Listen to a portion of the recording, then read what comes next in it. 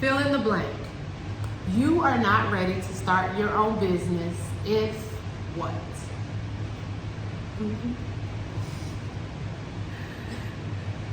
We're gonna circle back to that. Okay, we're gonna circle back to that. Hi, I'm John, the BCBA mom, and welcome back to my channel. So we have a treat for you today. We are here to answer all of your business owner questions. There are so many of you who asked me so many questions about how to start their own business. So there was one particular question that was brought to my attention specifically about billing. So I decided to bring in some experts, and we're going to answer all of your billing questions as it relates to being a business owner and a BCBA. Okay, we're going to try to get y'all together. So I would like to introduce my friend and colleague, Miss Kiah Bouie. That's me. BCBA from here, right here in Chicago. A little history on Kiah. Kiah is a business owner. Not only is she a business owner, but she helps other BCBAs start their own ABA companies. She does things like get you credentialed with insurance. She writes business plans. She does it all. So this is why we are going to pick this brain of hers and get all of the questions answered so you know how to get started if you are trying to start your ABA company. Fun fact about Kiah, we also actually attended the same undergrad, graduate school. It's like I can't get away from this girl. So we are going to utilize all of her resources, and we're going to answer all of your billing questions today. Are you ready? Let's get it. Before we get started, don't forget to like, comment, and subscribe. This way you get notifications on when I upload new content. Okay, so what do you need to know before starting your ABA company? So some of the things that you do need to know, where are you going to be located? Who will you be servicing? Are you going to be working with adults? Are you going to be working with children? Early intervention, are you going to be working in what type of setting? In home, in a clinic, in a school district? What is your funding source going to be? Everyone does not want to work with insurance. So are you going to do contracts with schools? Are you going to seek outside funding? There are some government contracts that you can obtain, grants available. There's many different sources of income or revenue streams, but you have to seek out and know what type of revenue stream that you're going to be applying for. So let's talk about that. I decided that, and I've heard a few BCBAs say this, that they decided to opt out of taking on or getting credentialed with insurance just because of the headache that can sometimes come along with that. So I'm glad that we're talking about other streams of revenue, like getting credentialed with insurance can be our bread and butter, but it's not the only way that we can eat as behavior analysts. You can get school contracts and they're just pulling from their own school budget. You can get out-of-pocket clients. I know a few BCBAs who literally have families that pay out-of-pocket. There are just a number of different avenues that you can take in order to get that money. But you need to know and identify up front where's the money coming from. That's important. Yes. Okay. So let's say that we do decide to go the insurance route, which most of us do. What can you tell us about billing insurance? How did you learn how to bill insurance? Is this something that they taught you at the Chicago School of Professional Psychology? Because I feel like I missed that day. How do you know how to get credentialed with insurance and bill for your services? So billing is not something that they cover, at least to my knowledge, at any of our undergraduate or graduate schools and classes, unless you go and take courses specifically about billing. Okay. So our schools are not going to teach us about billing unless you go into accounting or some type of billing coursework. What I did do, just because I have the joy of learning about all of the different types of business, is I took some outside classes to learn the ins and outs of how the insurance game works specific to ABA. So it's a game. You got to play the game.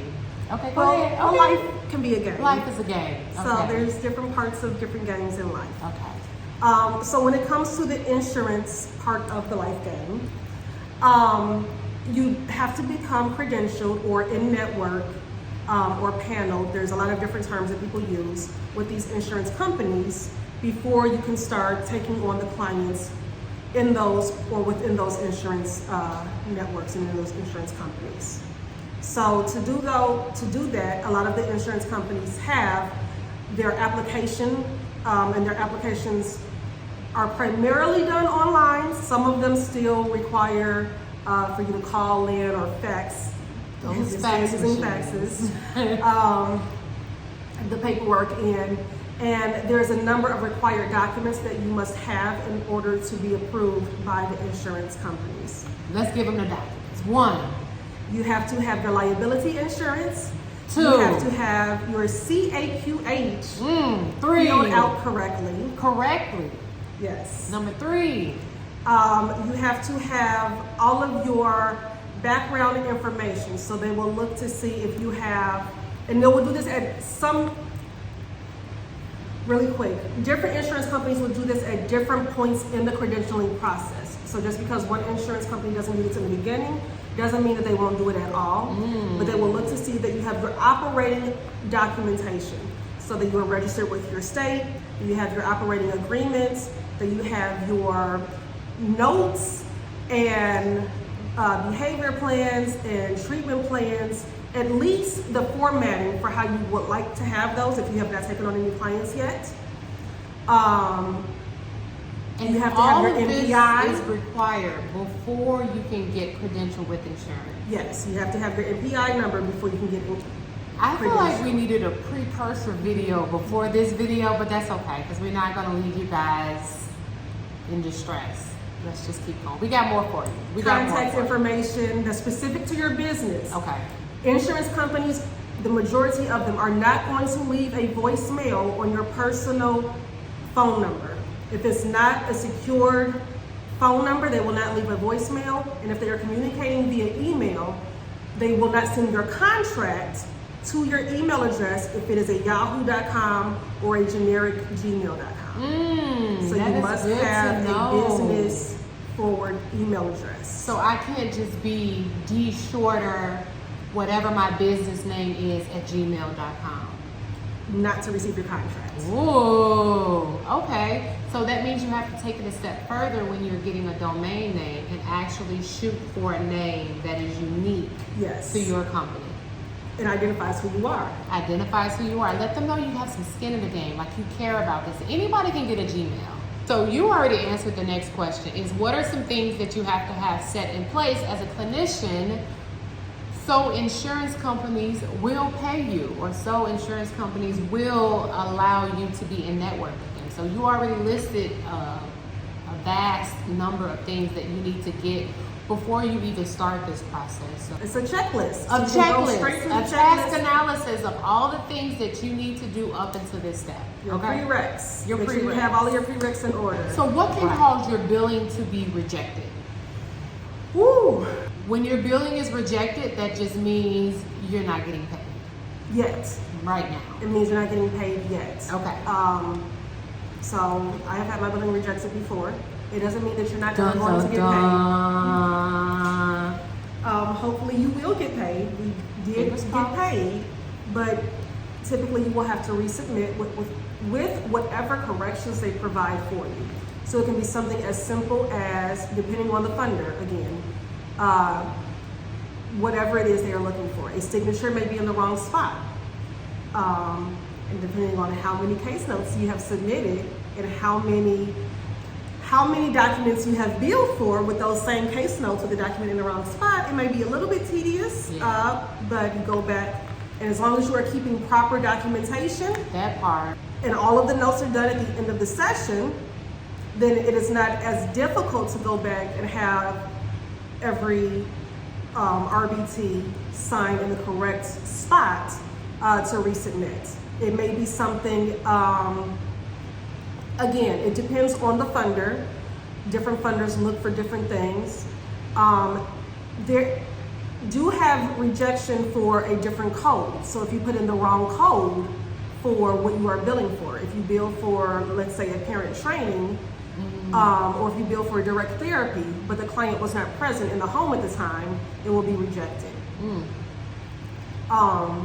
We want to really avoid those mistakes because those can be very costly. Also, if you are billing incorrectly for things like that, you will have to pay that back. And so you really want to avoid those kind of mistakes because that can get kind of costly. Okay, so I'm sorry. So when was this taught during our ABA program again? It wasn't? Okay.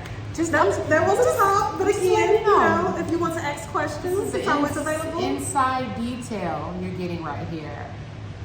Please don't let your billing get rejected, okay? Put in those right codes, put the signatures where they need to be, and most importantly, complete your session notes at the end of each session because something like this you are not going to remember. Happen. Everybody swears that they will remember 20 minutes later, 15 minutes later. You will not remember. No. So just make it finish happen. your notes as soon as the session is over. I know there's been a lot of discrepancies about when is the appropriate time to do case notes. Do we do it in the last 15 minutes or at the end of the session? So when the session is complete, we do not use billable time to do session notes. So that's another thing that can get your billing rejected and have you paying fees, have you paying back everything that has been paid out by insurance, because billable time and session notes are not the same. If it's billable time, you are spending that time with the client doing session. The session notes are to happen afterwards. So just be mindful of those little bitty things that is written out in the contracts, but a lot of people don't take the time to read the contracts in full or read those very fine print details, and those things can come up and catch you in the end. Good to hear. What information can you share with us about insurance and what is off limits? I hear that there are some top secrets that they don't want you to know. So there's some information that is public. Medicaid and TRICARE, because they're government entities, publicly provide their Medicaid. Publicly provide their rates. Most Medicaid. I have learned that in some specific states you can request the Medicaid rates, but it's not publicly available online. But they will share it with you if you request it. And the rates are what Medicaid is going to reimburse you for? Yes, the for your reimbursement service. rates, yes. TRICARE also publicly displays their rates online. So you can, are there some people that don't? private insurance companies do not share their rates and are not allowed to. Okay. Additionally, you are not allowed to share the rates that you receive from these private insurance companies. So if I were to have a conversation with you right now, okay, I get it now. So why can't they share their rates? Why won't they share their rates? And why shouldn't we talk about their rates with each other and other behavior analysts? Can I pause it because I'm looking at just say that's a whole nother video. Yeah, that's another video. That's A. Capitalism. Yeah, that part. This is a good one. What is your opinion on non-BCBAs opening an ABA company? Okay, with some heated questions. I'm going to answer the question a little bit backwards. Okay. Do I think that all BCBAs are equipped to open a company? No. I agree.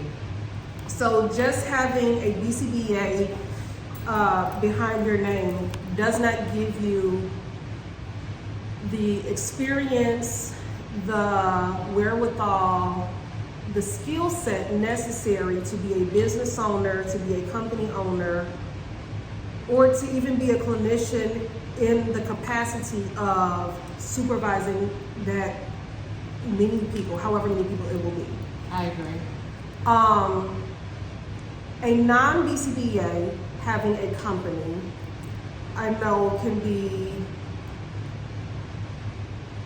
controversial.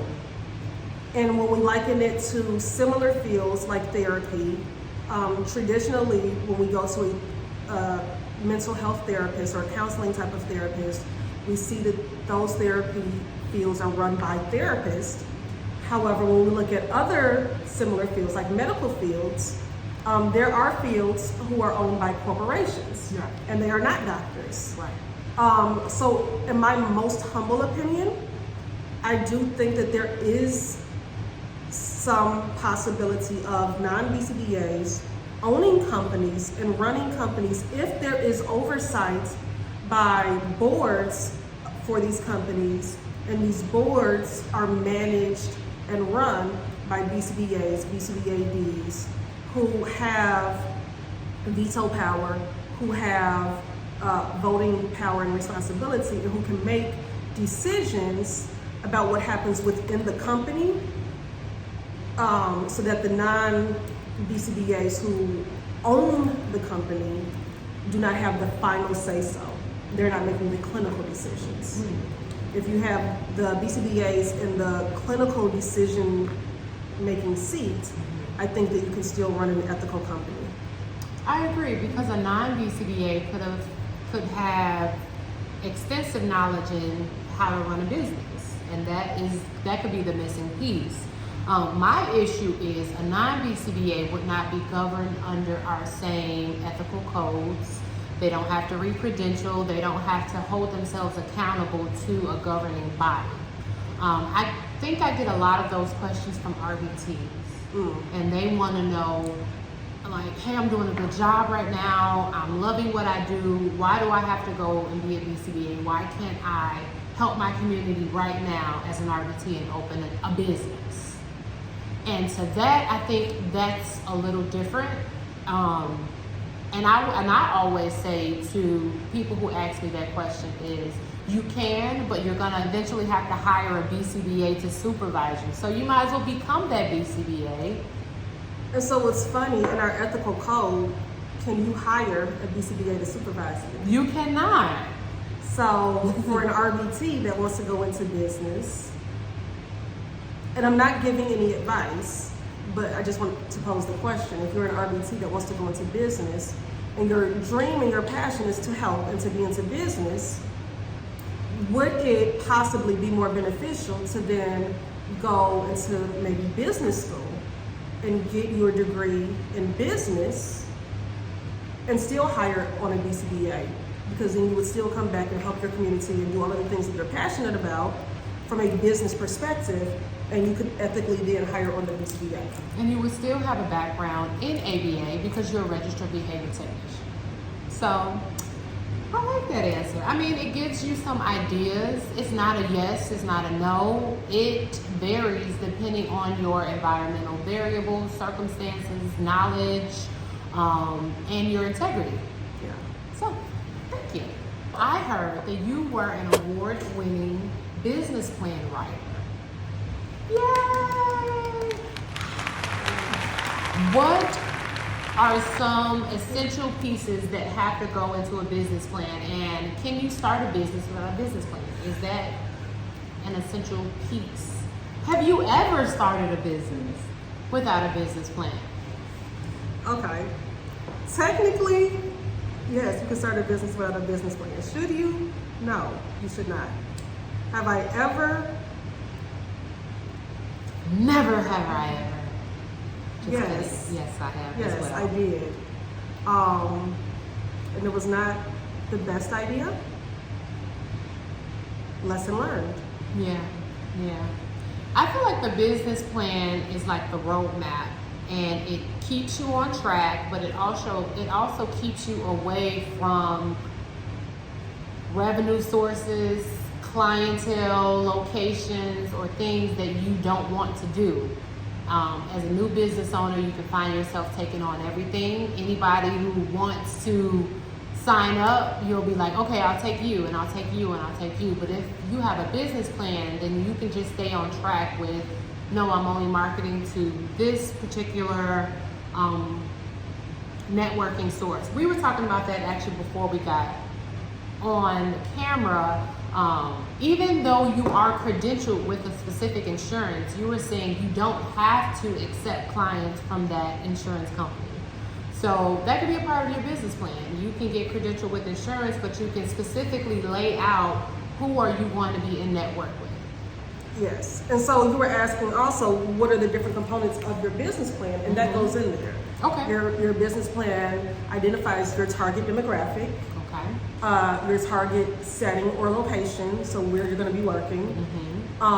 That's important because if you're running a remote business, boom, you're done. But even that, so if you're running a remote business, right, you still want to identify the key spaces you're going to be working remotely. Am I going to be working remotely from my office that I have set up in my house? Am I going to be working remotely from Starbucks every day? If I'm in Starbucks and I know it's going to get loud, am I going to be working from 2 to 7? All of these different components is going to be laid out in this business plan, and like you said, it's a blueprint, and it's going to hold you accountable. You're going to put in your marketing, and what is your ideal marketing strategy? What does that look like? How much you're going to be spending on it? Your startup budget, your projections, and what you plan to do for your entire first year, or if you're already in business, your actual and what you plan to do for the next 5 years goes into your business plan, so that you can see your revenue and what you're making. You also are going to have in there what your business is, who you are, so that when you're giving your little elevator speeches to people, it's going to be like second nature. Yes. It's going to be, you're not going to sit there, okay, how do I phrase this? Because you practice it so often. So I work with, but I really don't. No, that's going to be all in your business plan. Yes. Yeah. And it's really awesome because you get to understand how to. How many elevator pitches do you have? Probably 3 different ones, depending on who I'm talking to. So you switch it up depending on who you're talking to. Yeah. I think that when I was in school, I used to think that you would have, just your one, okay, I'm a behavior analyst, and I work with kids with autism. And they're like, what does that have to do with me? Yeah. So depending on who I'm talking to, it changes, but I have my kind of format or my structure depending on who I'm talking to, and I pitch to them depending on the setting, depending on the people, depending on the location, the age. So for me, I have multiple services. I offer supervision, I do professional development, I offer mentorship. Do you think I need 3 separate business plans for that? All of mine in one business plan, but I separated by section each one. So the marketing for ABA services, marketing for business services. Different. Yes. And your target audience will be different. Target audience is also different. Absolutely. So each section, target market, the target market is who you're providing services to, and then your marketing, how you're going to reach these people in different sections, and then each of those sections for each of the services that is provided. I agree, because if I'm targeting for clients, I'm going to promote on Facebook. If I'm targeting for supervision or supervisees, that's a younger crowd, they may be on Instagram or TikTok. Yeah. Okay. I know we just shared so much great information with you, and hopefully you are ready to get started on your ABA business, but this is not it. We have way more information to give to you. So there is going to be a link down below for a free downloadable task list that you can click and just do a checklist just to see where you are. But we are also going to have self-assessments of sorts. We're also going to have a full, complete, user-friendly workbook that helps you start your ABA business from start to finish. I'm telling you, it is thorough, okay? No page left unturned. And it is created by BCBAs, not just BCBAs, business owners and BCBAs. So we speak your language. We know your pain points, and everything that you need will be in this workbook. If you want more information from Kiah and all of her knowledge, She's going to give you a couple links as well. She does some one-on-one consultations. Do you? She does now. She does some one-on-one consultations that she can literally help build your business for you. She does some credentialing with insurance. So yeah, if you guys want more information from Kiah, I'm going to include all of her information in the show notes below. So that way you can contact her, ask her all the questions, and sign up for her consultation classes, okay? You don't want to miss that. She is a wealth of knowledge, and she's a really great clinician as well. So that's a twofer. All right, so that is all we have. And we're out. Okay. Okay, so that is all that I have for you today. If you enjoyed this video, please don't forget to like, comment, subscribe, share it with a friend, share it with a business owner, share it with a future business owner. Whoever needs this information, share it with your girl. All right, that is all, and I will see you on the next video. Bye. This is for the shakers, the real shakers. This is for the thinkers, the doers and the makers. This is for the shakers. This is for the, stop it. Okay.